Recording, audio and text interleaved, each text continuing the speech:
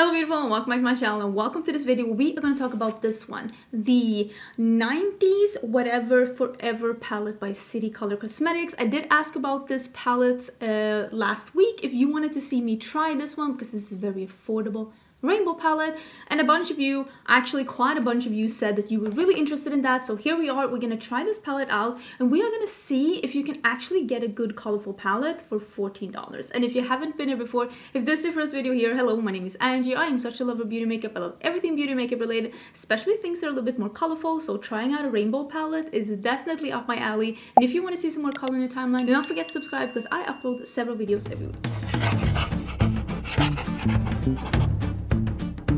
So I did buy this palette at the City Color website. It was $14, but you could buy it together with this roller gloss for $15. So you basically got the gloss for $1.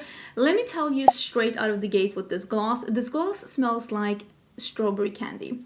But it is definitely a $1 gloss. Like, I can't even get this rollerball thing to work. Like, I can't get the roller to roll. Like, the gloss is a little thicker. I think you can see how like slowly the bubble is moving upwards. It is a little bit thicker, but for that reason you can't really get this ball to roll, so you can't get it. I can't get any product out of this one. So for me, this is one of those things where it's like sometimes drugstore brands, they're like, oh, we can make this really affordable, and they just do it, and it's like, did someone stop to ask, does it work? Because this doesn't work. It smells lovely though, but it doesn't work. Like, I can't get any gloss out of that product. This thick of a formula should have been in a tube.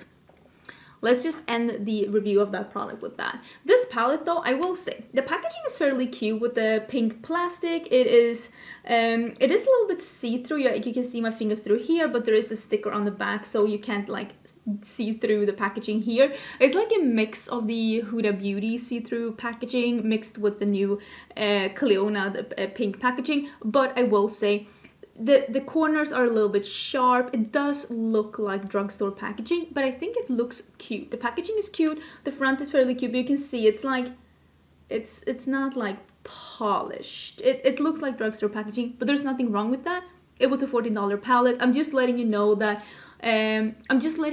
don't expect to get this and think that the packaging is going to be as nice quality as like Huda Beauty. It's not that. It is a drugstore. It is a drugstore quality packaging. I will also say, it smells a little bit like a cheap plastic toy, and I think that is probably the glue that they've been using. We've seen that in a bunch of palettes, that sometimes palette smells like a little bit like death, and I think it is the glue that's used for the shadows. As you're seeing the swatches, I haven't swatched this. I'm gonna swatch this afterwards because I don't want to get an impression of the swatches before I've actually used this palette. So I don't really know what to expect, but I'm thinking, why don't we do like a full-on rainbow look? I'm actually a little bit under a time crunch. I have a meeting today, I have a meeting tomorrow, I have a full like work week ahead of me. So I'm actually gonna do one look, but I thought that we'll do a full-on rainbow looks so I can use as many as possible of these shades. We're just gonna play around a little bit. If you're wondering about any of the things that I have on my face, or if you're wondering about this palette, I will leave a link to everything that I'm wearing down in the description box together with a link to this palette. And I'll also look around this a bit and see if I can find it at other places than at City Color, because I think that this is sold at other retailers. I'm just not 100% sure, and I'm also fairly sure that this is available in Europe. Someone told me it is. So if you have any information about this, do let me know in the comments so we can use the comments as a little bit of a resource as well, where you can find this brand. So let me zoom in and let's see if we can get this started. I'm actually excited. I'm excited to wear something super colorful. So I think I'm gonna do like I said, a full-on rainbow, and I want to start with the purple out in the outer corner. Are we gonna do inner corner yellow going to green, purple, pink, red? Okay, we're doing the purple and we're doing this red color next to it. I love the names in this palette. This one is called VHS and I am a big fan. So I am using a base today that is a little bit more creamy and tacky. Not like sticky, but has a little tack to it. I'm using the Glamlight Icing because usually these kind of bases are great when you want to do like really colorful things and you want to like put a bunch of colors on and you want them to be super opaque and have a little bit of fallout here. I feel like I'm getting good pigmentation, but I'm getting a little bit of fallout, but that could be me going in way too heavy. So now I'm taking the one that's called Scrunchy. Again, love these names, like Dial Up, As If, Slime, Duh, Crib, 90s. I love it. Woo, losing my top. And I am not blending right now, as you can see. I'm just trying to put the colors down so that I can decide like how I want it. Because I'm gonna do this, and then I'm gonna do orange, yellow, and then green, blue under my eyes. I think that is the plan. So let's do the lighter orange. That's called Party Line. It is this kind of an orange, and I'm gonna put that in the inner part of my crease, and I'm also gonna blend on the edge with this one here. I'm not going all the way to the inner corner because I want to have the yellow there. And now with the purple that's called The Bomb, I'm just dotting that on the edge here. And I'm gonna see if I can just blend this edge out a little bit. It's not the most effortless shadows I've ever worked with in my life, but they are definitely workable and blendable and pigmented. I don't see anything really wrong with them so far.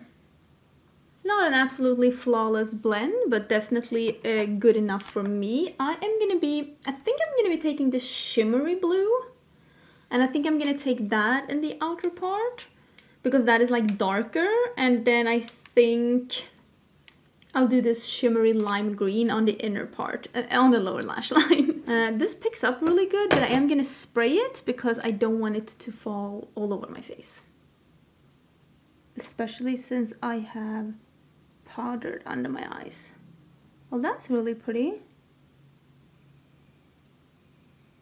I am pulling the shimmer up here, not because I want this to be shimmery, but one trick to make a matte appear even darker is to layer it on top of a shimmer.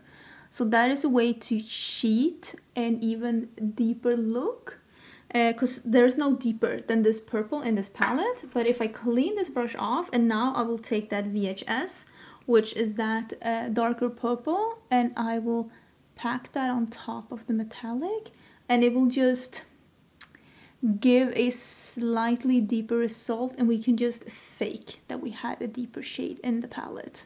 There is a matte turquoise shade that's called 90s. I think I'm just gonna run a little bit of that underneath here to just soften this up. Okay, so this is the lime green metallic that's called Slime. We're gonna spray that, and we're gonna put that. This is not as pigmented as the blue was, but I can definitely build it up to something. I'm gonna blend a little bit of the Duh shade in, which is like a pea green matte.